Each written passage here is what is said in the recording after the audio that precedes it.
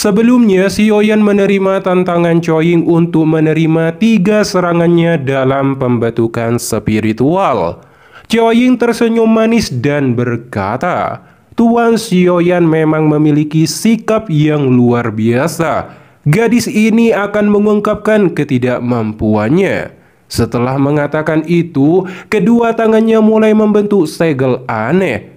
Xiaoyan tiba-tiba menemukan kekuatan spiritual yang luas dan kuat dengan cepat terbentuk di sekitar Chou-Ying. Di waktu yang sama, Xiaoyan diam-diam mempelajari dan mengingat gerakan segel tangan Chou-Ying dengan seksama. Di saat segel hampir terbentuk, Chou-Ying berkata, para alkimis dari zaman kuno mampu melepaskan kekuatan spiritual hingga batasnya dan dapat dibandingkan dengan teknik Dao. Teknik ini disebut keterampilan jiwa oleh alkimis dari zaman kuno. Saat ini sebagian besar dari keterampilan jiwa telah menghilang. Namun aku menggunakan yang belum hilang. Ini harus cukup kuat. Berhati-hatilah. Ekspresi Xiaoyan menjadi tercengang dan mengingat apa yang dikatakan Tian Hao sebelumnya. Xiaoyan bergumam dalam hatinya, mungkinkah keterampilan jiwa juga dibagi menjadi tipe ofensif dan pelatihan?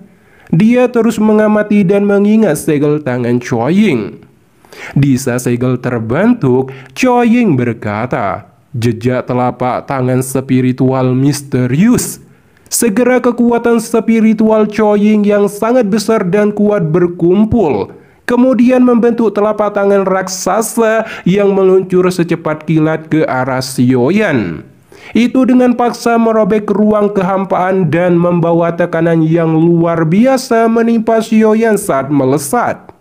Ekspresi Xiaoyan menjadi serius saat kekuatan spiritual yang kuat melonjak dan membentuk kepalan tangan spiritual raksasa dan dengan keras bertabrakan dengan telapak tangan raksasa itu, menciptakan ledakan besar gelombang energi. Tubuh Xiaoyan langsung terbang hingga 10 langkah. Meski Xiaoyan dirugikan dalam tabrakan ini, dia meminta untuk melakukannya lagi. Faktanya, Xiaoyan ingin mempelajari keterampilan jiwa Chou-Ying ini. Mendengar itu, Chou-Ying terkejut. Dia dengan jelas memahami kekuatan telapak tangannya. Bahkan alkimis kelas 7 tingkat tinggi tidak akan mudah menerimanya. Namun Xiaoyan telah berhasil. Chou-Ying berkata, orang ini bukan orang yang sederhana. Dia akan menjadi lawan yang hebat selama pertemuan pil. Seperti Dan Cheng. Kedua tangannya terulur dan masing-masing membentuk segel tangan yang unik. Energi spiritual yang luar biasa mulai berkumpul, bahkan tekanan spiritual menyebar ke arah Xiaoyan dan para penonton.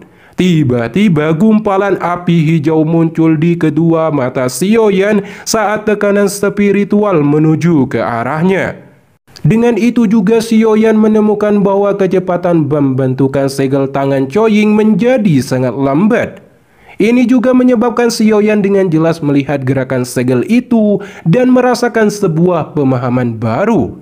Saat segel tangan Chou-Ying terbentuk, tangan kirinya didorong ke depan dan sebuah avatar harimau raksasa terbentuk dan dengan cepat menerkam ke arah Xiaoyan.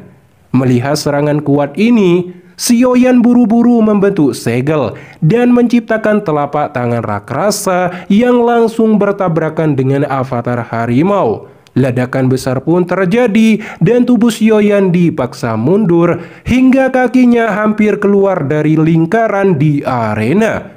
Xiaoyan segera menghantamkan tinjunya ke arena dengan kuat dan menghentikan tubuhnya yang hampir 3 meter keluar dari garis lingkaran di arena.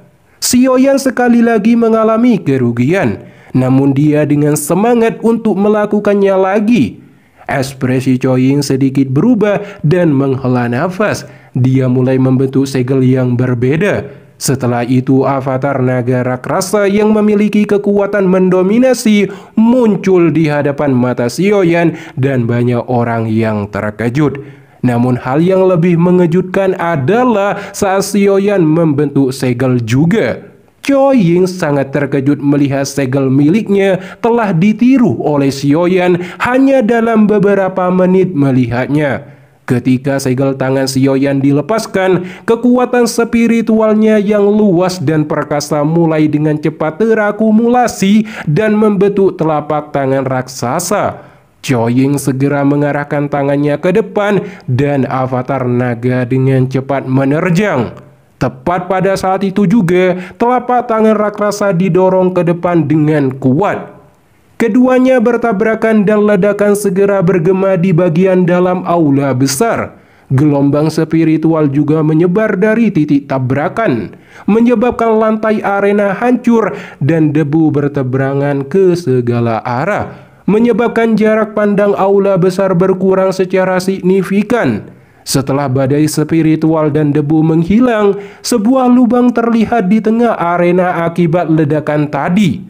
Pandangan semua orang tertuju pada Xiaoyan yang lagi duduk di atas plafon batu. Pada saat ini, lengan bajunya benar-benar compang-camping. Penampilannya sedikit menyedihkan. Sementara Choi Ying baik-baik saja. Jelas bahwa dalam tabrakan ini Xiaoyan sangat dirugikan. Shen Yong hanya bisa menghela nafas atas kerusakan yang diperbuat keduanya. Choi Ying mengatakan bahwa Xiaoyan telah menang dalam tantangan ini. Xiaoyan sedikit tersenyum saat mendengar kata-katanya. Ekspresi Chao Dan menjadi gelap dan berkata, "Bajingan ini sangat beruntung." Ini juga membuat banyak orang tercengang. Ye Zong dan Ye Xilan di kursi klan Ye mengungkapkan wajah yang dipenuhi dengan keterkejutan dan kegembiraan karena hasil Xiaoyan. Xiaoyan memberi hormat pada Choi Ying sembari berkata, "Nona Choi Ying, terima kasih telah bersikap lunak padaku. Jika kamu menyerang dengan telapak tangan lain, aku mungkin tidak lagi memiliki kemampuan untuk menerimanya." Ekspresi Choi Ying sedikit cemberut dan berkata, "Kamu berpikir untuk diam-diam mempelajari jejak tangan spiritualku?" Xiaoyan tanpa sadar merasa sedikit malu saat mendengar ucapan Choi Ying terus terang. Choi Ying tertawa saat melihat rasa malu Xiaoyan. Dia dengan lembut berjalan ke samping Xiaoyan dan berkata, "Jika Tuan Xiaoyan punya waktu, kita mungkin bisa bertukar pikiran secara pribadi. Aku tahu beberapa keterampilan jiwa lainnya. Itu tergantung kemampuanmu untuk mempelajarinya secara diam-diam." Xiaoyan tersenyum dan berkata, "Jika aku punya waktu, aku pasti akan menemukan Nona Choi Ying. Pertemuan pil akan segera dimulai. Semoga aku bisa bertemu denganmu di sana. Aku tahu kamu juga menahan diri," ucap Choi Ying dengan tatapan penuh makna diarahkan ke Xiaoyan. Setelah perkataan itu, dia dan dua bawahannya pergi meninggalkan aula besar. Dengan demikian juga, penilaian selesai dengan kemenangan diraih oleh Xiaoyan. Xilan dipenuhi kekhawatiran melangkah ke samping Xiaoyan dan menanyakan kondisinya. Dan Xuan juga melangkah maju, dia memberi ucapan selamat atas kemenangannya. Dan Xuan juga memperkenalkan adiknya Dan Chen, bahkan mengundang Xiaoyan ke kediaman klan Dan. Setelah mengucapkan perkataan itu, dia dan kelompoknya pergi. Sebagai murid dari Yellow, Sheng Yao selalu mendapatkan nasihat darinya. Oleh karena itu, dia mengajak Xiaoyan ke Menara Pil dan bertemu dengan ketua asosiasi Menara Pil sebelum acara pertemuan Pil dimulai. Sheng Yao juga mengatakan pada Xiaoyan bahwa di sana dia juga dapat mempelajari keterampilan jiwa yang digunakan Choi Ying tadi. Ekspresi Xiaoyan menjadi sangat gembira dan secara alami menerima undangannya.